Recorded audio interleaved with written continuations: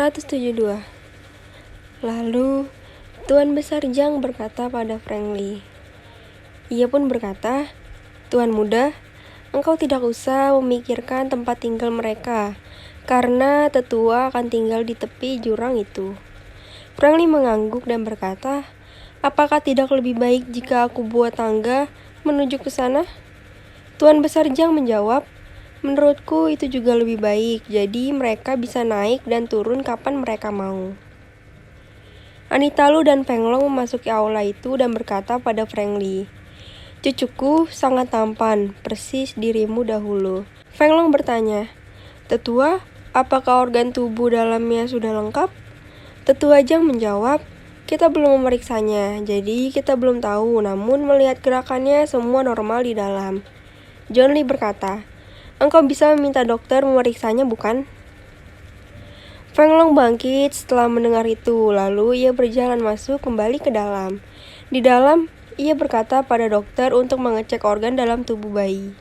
Saat dokter mengatakan pada Cecilia untuk mengecek kondisi bayi, Tania melarangnya dan berkata, "Tidak perlu, ia sudah sehat, hanya butuh 3 tahun baginya untuk memperbaiki dirinya sendiri." Setelah mengatakan itu, Tania kembali mengganggu adiknya.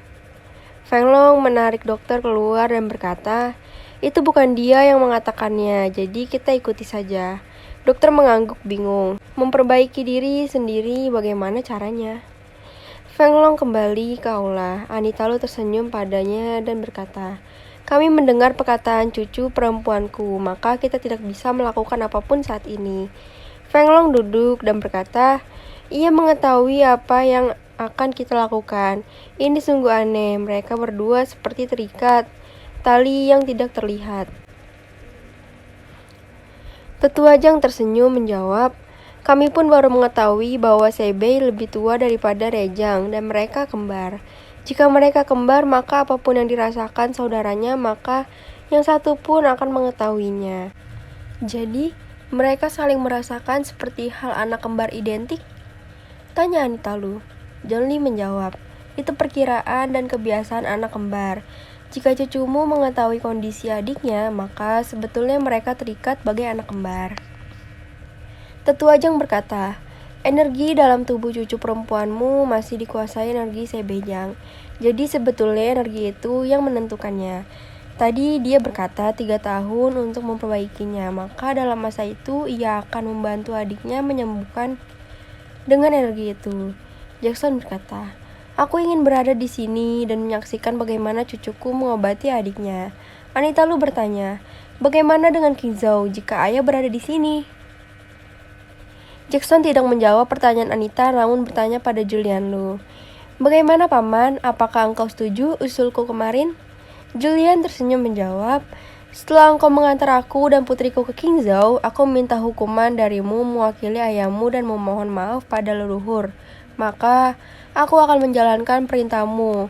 Engkau bisa kembali ke sini untuk menyaksikan keajaiban zaman ini." Jackson tertawa lalu berkata, engkau mendengar? Paman akan mewakili aku di King Zhao selama aku berada di sini."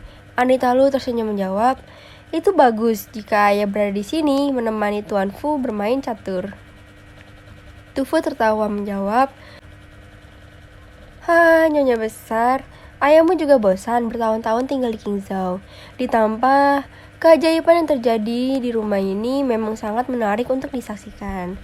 Obrolan terus berlanjut, hingga matahari sudah semakin turun ke arah barat. Tuan Besar Zhang berdiri lalu berkata, "Aku sudah cukup lama di sini. Sudah waktunya aku kembali. Kalian tetap di sini hingga usia Rejang 13 hari, baru kalian turun ke gua dan mulai menjaganya. Engkau Che Ho, sebagai keturunan Cheng Ho, wajib merahasiakan keberadaan benda ini dan biarkan waktu yang menentukan keturunanmu untuk datang sendiri."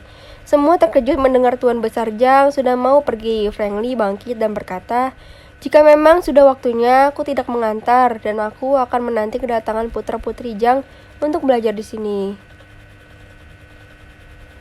Tuan Besar Zhang tersenyum menjawab, "Aku akan mengaturnya dan mereka akan setuju ke negeri ini. Aku pergi, tidak usah diantar." Jenang berdiri bersama Rio. Mereka ikut pamit, lalu Renata berkata pada Jenang, "Aku titip cucuku, bila waktunya aku akan mengambilnya untuk belajar pada Tuan Muda." Setelah Tuan Besar Jang dan yang lain keluar, John Lee berkata, "Kenapa engkau tidak menahannya untuk beristirahat di sini beberapa hari?" Frank Lee tersenyum dan berkata, "Tuan Besar Jang sama denganku. Jika sudah mau pergi, maka tidak akan ada yang bisa menahannya." Maka aku berkaca pada diriku sendiri. Tetua yang masih tinggal berkata, "Tuan Muda, engkau benar. Tuan Besar pamit karena ada urusan di tenggara negara ini, maka ia tidak bisa lama berada di sini." Semua terkejut mendengar ini karena mereka tidak tahu kapan Tuan Besar Jang bercerita pada mereka jika ada masalah di tenggara negeri ini. Tetua mengerti, semua orang bingung, lalu ia berkata, "Tetua mengirim suara padaku mengatakan bahwa keturunannya membuat masalah di tenggara negeri ini. Jika tidak cepat ditangani, maka masalah akan semakin besar karena melibatkan pemerintah negeri ini." Frank Lee berdiri ketika mendengar kata pemerintah. Ia lalu bertanya, "Tetua, jika tidak keberatan, bisa engkau ceritakan masalahnya biar aku perintahkan untuk diselesaikan."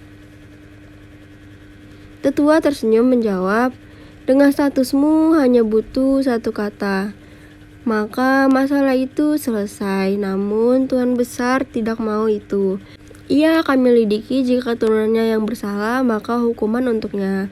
Jika tidak bersalah, maka semua selesai karena banyak prajurit militer yang jatuh di tangan keturunanmu itu." Frank Lee memanggil Randu untuk membawa Jingsong ke aula. Setelah Jingsong tiba dengan tertawa, ia berkata setelah memberi hormat, "Tuan, aku di sini. Perintah." Frank Lee menjawab, "Sekarang engkau hubungi komandan di Tenggara, tanya ada masalah apa sehingga banyak prajurit yang mati." Jingsong mengambil teleponnya dengan speaker. Ia menghubungi komandan tertinggi di Tenggara, di mana ia berada. Setelah tersambung, terdengar suara, "Kakak, engkau menghubungi, ada perintah apa?" Jingsong menjawab, "Aku mendengar banyak prajurit yang tewas di tempatmu. Ada masalah apa?" Kembali terdengar jawaban, "Kakak, informasimu sangat hebat. Ini aku baru terjadi pagi ini. Engkau sudah mendengarnya. Masalah ini timbul karena kesalahan prajurit. Mereka dengan arogan mengganggu pedagang di pasar dan bertemu dengan seorang yang memiliki kekuatan tempur tinggi. Akibatnya ia kalah. Tidak menerima kekalahan, ia mengajak prajurit lain untuk menyerang dan kembali mereka ketemu batunya. Semua prajurit terluka, bahkan ada yang tewas menghadapi orang itu." Berhenti sejenak, ia melanjutkan, "Setelah mendengarnya, aku mendatangi lokasi dan bertemu dengan orang itu. Dari ia dan pedagang lain, aku mendapat cerita yang sebenarnya. Setelah mengetahui duduk masalahnya, aku sudah minta maaf dan prajurit yang bersalah sudah aku hukum dengan menurunkan pangkat mereka satu tingkat. Namun anehnya orang ini tidak mau bergerak. Ia meminta dihukum karena sudah membunuh prajurit kita, padahal ia tidak bersalah." Frank Lee melambaikan tangannya memberi tanda untuk memutuskan hubungan komunikasi itu sejenak. Setelah terputus, Frank Lee berkata, "Engkau sampaikan pada komandan itu untuk tidak ikut campur. Prajurit sudah dihukum dan orang itu hanya menunggu tuannya untuk menerima hukuman karena membunuh orang. Engkau paham?" Jingsong mengangguk lalu menerima teleponnya yang dari tadi berbunyi karena telepon balik dari komandan di Tenggara. Jingsong berkata, "Engkau dengarkan perintahku, jangan ikut campur lagi karena prajuritmu sudah menerima hukuman, maka orang itu hanya menunggu tuannya datang untuk menerima hukuman." Terdengar jawaban dari ujung telepon, "Baik kakak, namun ia tidak bersalah. Kenapa meminta hukuman dan tuannya tidak akan tahu jika ia tidak menceritakannya?" Jingsong menjawab, "Itulah disiplin yang mereka miliki. Mungkin ia pernah mengucap sumpah tidak membunuh. Kita tidak tahu, namun yang pasti engkau tidak usah ikut campur lagi. Jika ia masih berlutut di sana, maka biarkan berikan perlindungan agar ia tidak kepanasan kehujanan. Apa engkau mengerti?" "Aku mengerti kakak dan akan dilaksanakan," jawab komandan itu, lalu hubungan telepon diputus. Tetua yang buta setelah mendengar telepon diputuskan maka berkata, ia pernah bersumpah untuk tidak membunuh. Namun hari ini ia melakukannya, maka Tuan Besar akan menyelidikinya. Mendengar cerita itu, maka aku yakin Tuan Besar akan membebaskannya dari hukuman dan membawa ia kembali ke negeriku. Franklin berkata, sampaikan maafku pada Tuan Besar. Lalu ia melanjutkan, sebarkan perintahku, jika ada prajurit yang mengganggu rakyat, maka pecat mereka. Randu dan Jingsong membungkuk, menjawab, dilaksanakan Tuan. Tetua berkata, Tuan Besar menerima maafmu, namun ia juga minta maaf karena keturunannya membuat masalah di tempatmu.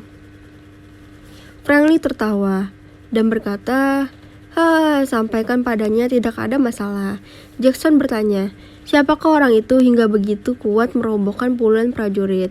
Tetua tersenyum menjawab, ia bukan siapa-siapa, hanya anak-anak berusia 17 tahun dan mencoba peruntungan di batas tenggara negeri ini. Jackson bertanya lagi, masih anak-anak sudah begitu kuat, apakah di sana semua anak memiliki kekuatan seperti itu? Tetua mengangguk menjawab, Tuan Besar Lu, engkau benar, semua anak harus memiliki kekuatan tempur agar bisa menjaga diri. Pantas kalau begitu mereka memiliki kekuatan tempur yang begitu hebat di usia muda. Dan aku bersyukur bisa mengirim keluargaku untuk belajar di sana, kata Jackson. Lalu Jackson bertanya, menurut Tetua, usia berapa sebaiknya yang aku kirim ke sana? Tetua Jang menjawab, usia 7 tahun lebih baik karena di usia itu mereka akan mudah mencerna dan kelenturan tubuhnya masih sangat baik. Namun sebaiknya Tuan Lu memilih anak yang berbakat dari beberapa cabang ilmu bela diri agar mereka bisa memiliki berbagai ilmu bela diri yang bisa diturunkan kepada keturunan mereka kelak. Jackson mengangguk dan menjawab, aku akan memilih mereka dengan tanganku sendiri dan mengaturnya agar tiba di sana secepatnya. Tetua Jang tersenyum.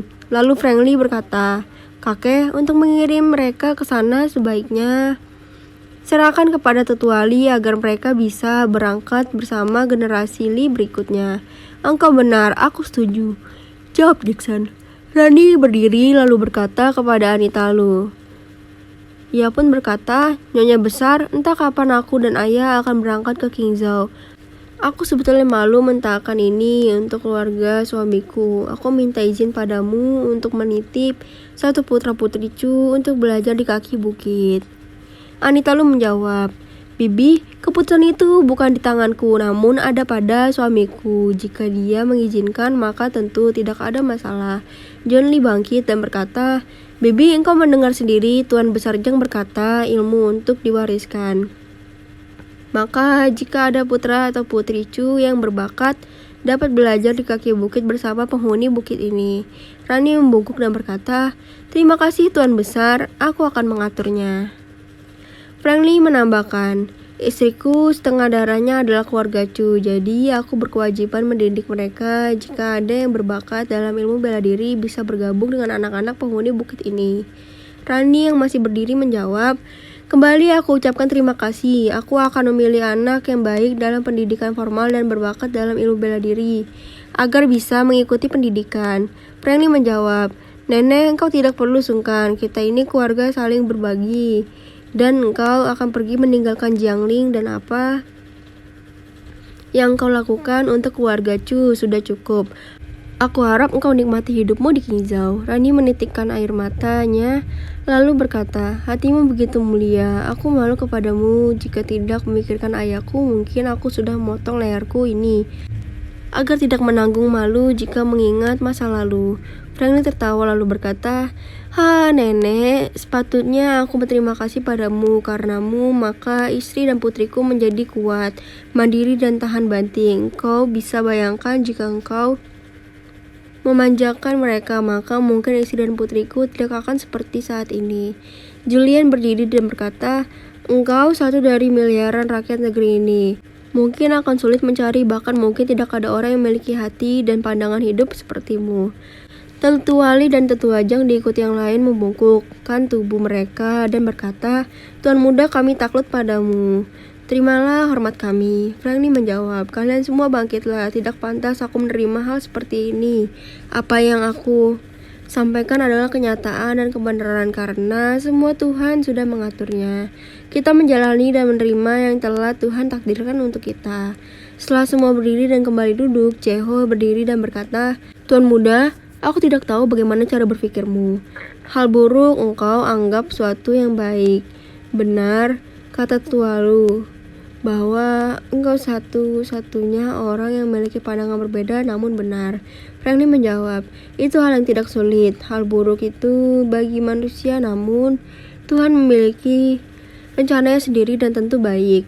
Maka seburuk apapun hal yang engkau hadapi, percayalah itu yang terbaik yang Tuhan berikan padamu. Anita lalu berkata, berikan kami contohnya.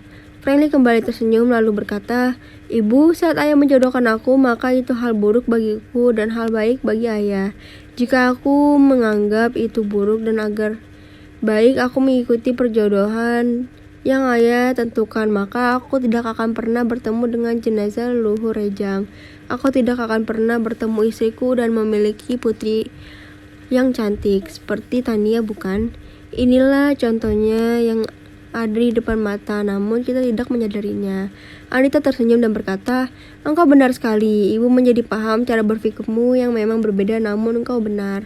Begitu juga dengan yang lain. Jadi memahami cara berpikir Franklin yang selalu menganggap baik semua hal yang ia terima karena ia yakin semua datangnya dari Tuhan. Obrolan itu terhenti ketika Vandu mengetuk pintu, meminta izin masuk membawa saudara Jan Du untuk menghadapi tuan muda. Franklin menjawab untuk membawa Jan Du masuk.